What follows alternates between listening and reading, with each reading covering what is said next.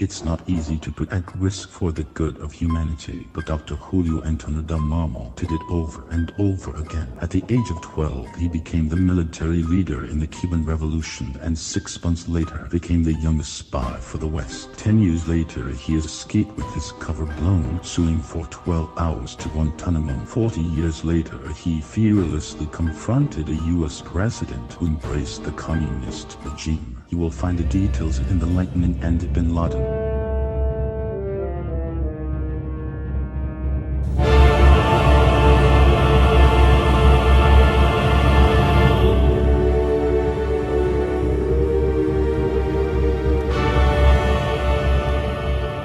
Hello, my name is Dr.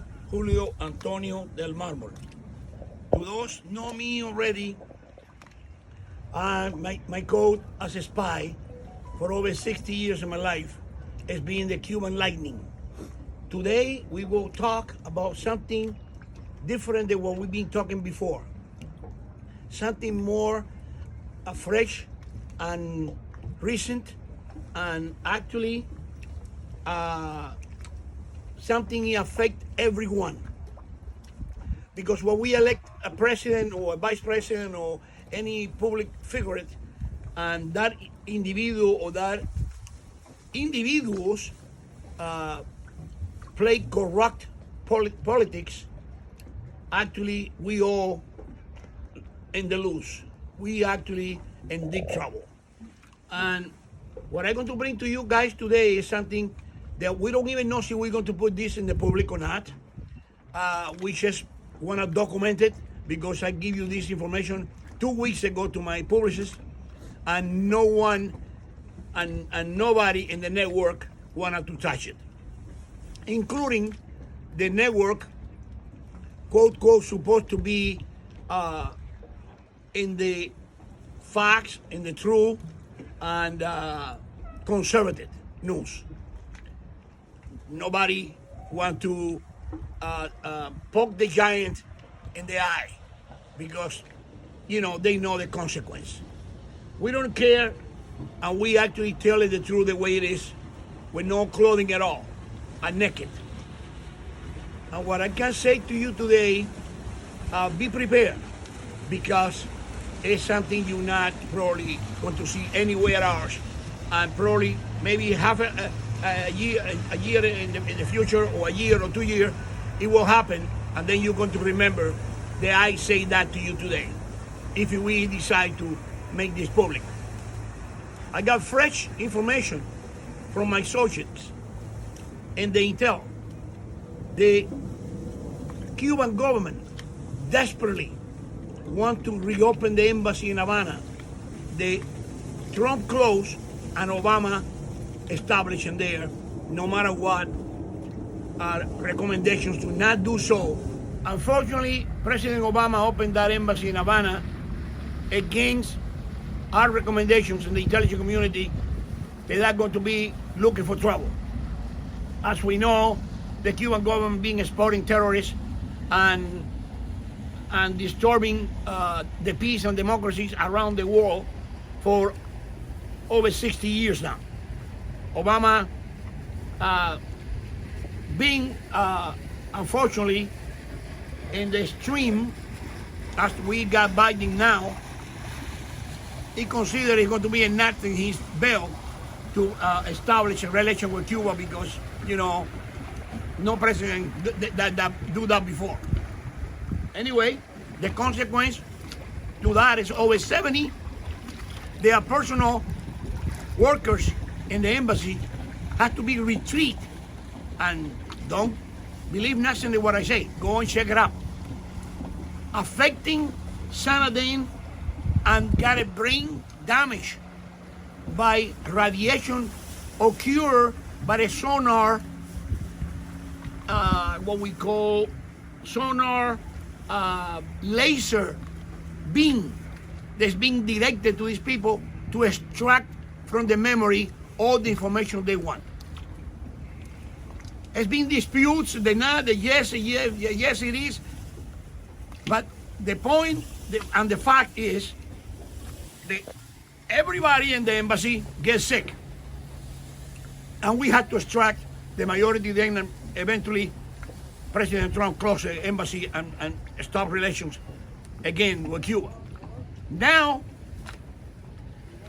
just put two and two together and you will see what I'm coming from and what I'm going to. Reestablishing and opening an embassy in Cuba require the President of the United States initiative and convince to the Congress and the public they're safe for the personal people in that embassy, and it will be no problem to reestablish relations again and open an embassy in Havana. But we got a problem. That is very difficult to do after so many there are people that's been having brain damage. It's very difficult to convince anybody that we're going to be safe in Havana in an embassy after so many there are people got their brain damage and we had to bring it to the States. And again, don't believe nothing that what I say. Go and check the Havana syndrome. The Havana syndrome is what we come to categorize the damage that this machine has been done in the people they want to subtract and extract information from their brains. The most important thing in here is why Obama tried to cover this up and not even give you medical attention properly or disability to those people in that they're being injured in the embassy, because they don't want to accept it that happened in there. They don't want to accept it with the facts that what they got in front of their eyes. And it's been a battle with the people that's been suffering from this to get medical attention and in the VA hospitals and get compensation or whatever for that injuries they receive. They say the truth set you free. And when we speak with the truth, we should never be afraid or scared to the consequence. It's very simple. Anyone watching this now, all what they have to do is do a research. What is the Havana syndrome? When this occurred? What is being happened after all these years? And you're going to discover that what I say got foundation and this facts and truth. One of the points in here, the most important thing is, as I said before, the Cuban government want to reestablish the embassy in Havana to resuscitate the tourist flow and the money that they need so desperate, okay? They offer in the beginning 50 million to a contact in the White House.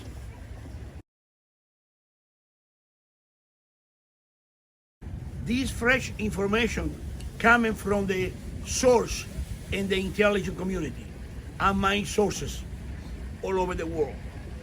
We discover the Chinese government and the Communist Party in China have a huge quantity the aspirin is being expired 2 or 3 years ago. And an antibiotic calling erythromycin, what is actually out of the market because second effects and consequences that can create in the respiratory tract. No matter what, it's a great antibiotic, but we in the SEC declared that antibiotic not safe and is out of the market. And actually, in top of that, is expired the shipment the Chinese possess.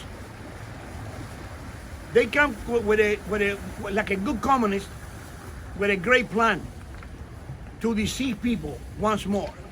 And the Cuban government announcing to the rest of the world that they discover a vaccine themselves that's better and more effective to Pfizer than any other vaccine we have in the market. Only one shot is good enough to prevent you to get COVID and anything else. I'm surprised they don't even say it cures cancer. To be a little sarcastic and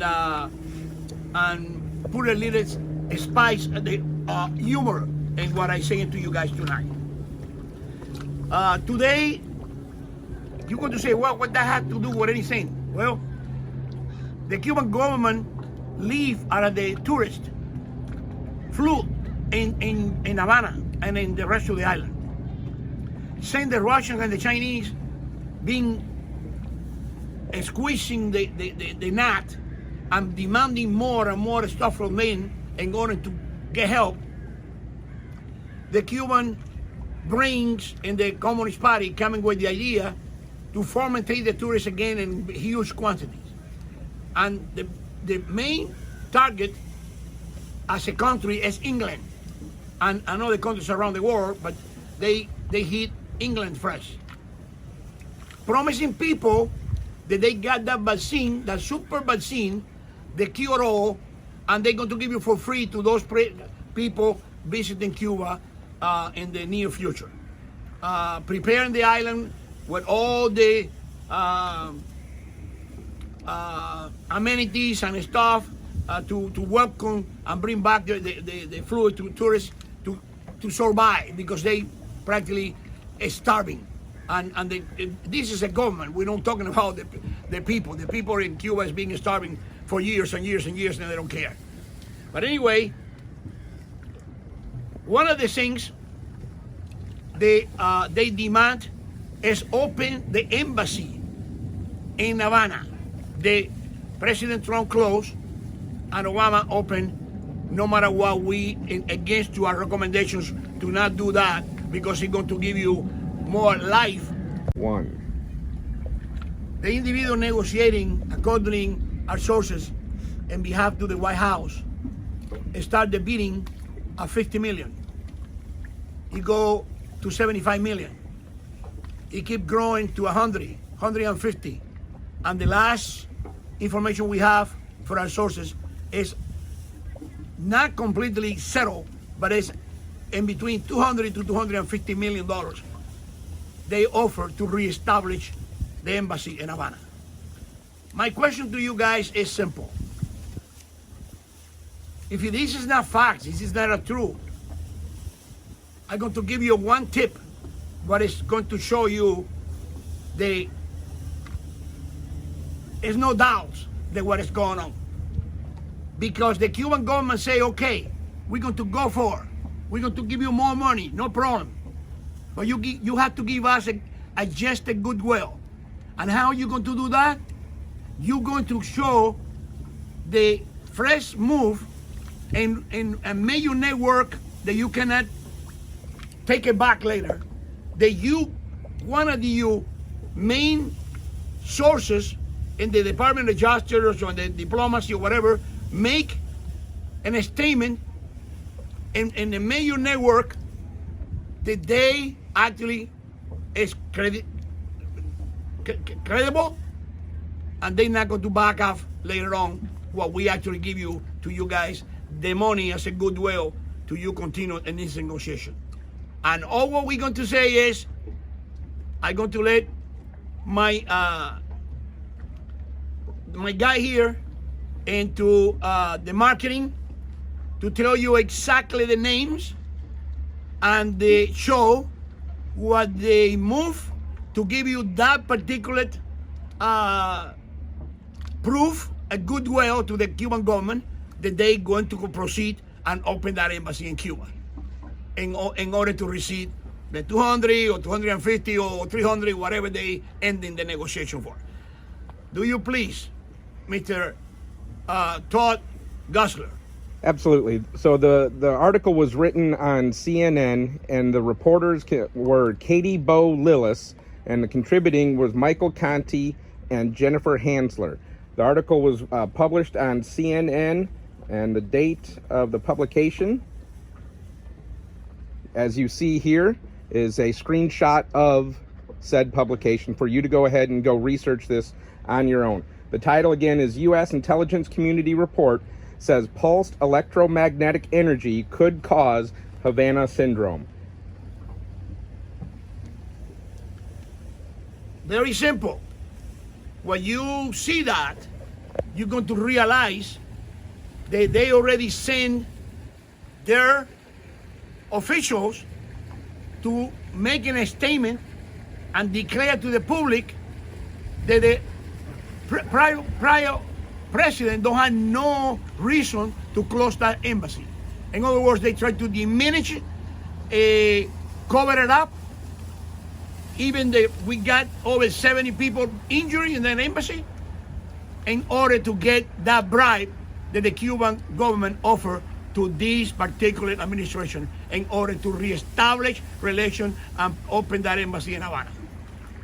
In other words, today is February 17, no? Yes.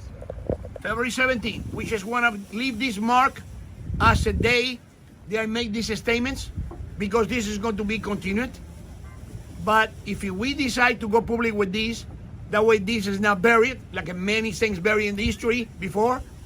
You guys know for a fact that we expose it today. Actually, it's been 2 or 3 or 4 weeks ago that I give you that information that I related to you today, to my publicist. And like I say again, I repeat it, no network wanna touch it. In other words, I say 95% of the network is in the tank with the Chinese and the Cuban government and the Russians to cover everything is wrong doing around the world and facilitate them to move forward to conquer the world as they've been trying for many, many decades. Thank you very much. You have a great evening, and I hope this is enlightening to you and you make the research permanent, that you can pass it to your friends and family and show and expose the tremendous corruption that we got in the politics and the politicians today. Thank you. My name is Dr. Julio Antonio del Marmol. My code as a spy is the Cuban Lightning. I was born and raised in Cuba, and I've been seeing the lies up close. At 12, I became the youngest commander in the revolution and the youngest spy for the West in the history of the world. With my books, I hope to open your eyes to the reality of today, my friends.